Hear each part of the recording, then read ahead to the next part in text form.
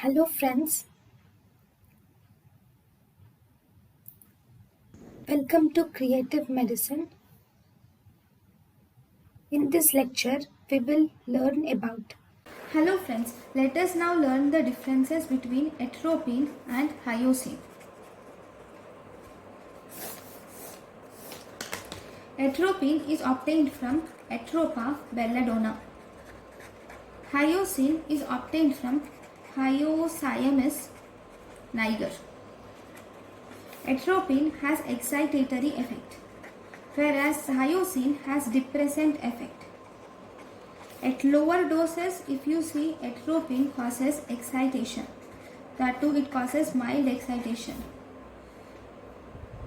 At higher doses, atropine will cause excitation, which is stronger excitation. At lower doses, hyoscine has depressant effect, but at higher doses, hyoscine causes excitation. So at lower doses, hyoscine causes amnesia. It can cause amnesia, it can cause fatigue, it can cause drowsiness, amnesia, fatigue, drowsiness can occur. Then we have in anticholinergic property. In the anticholinergic property, atropine is more potent in the heart. Atropine is more potent on heart, bronchial muscles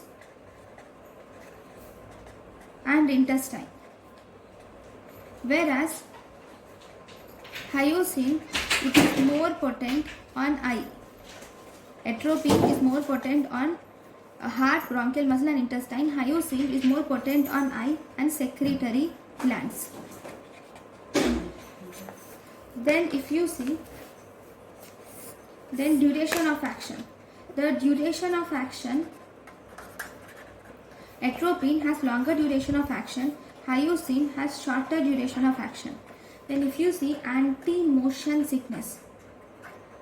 Anti-motion sickness action is present both for atropine and for hyoscine, but hyoscine action is more than atropine.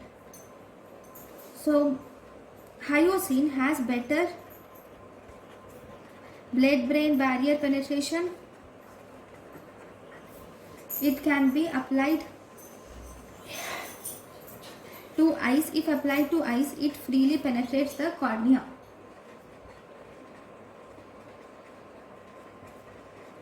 Thank you for watching. Thank you and thank you for watching.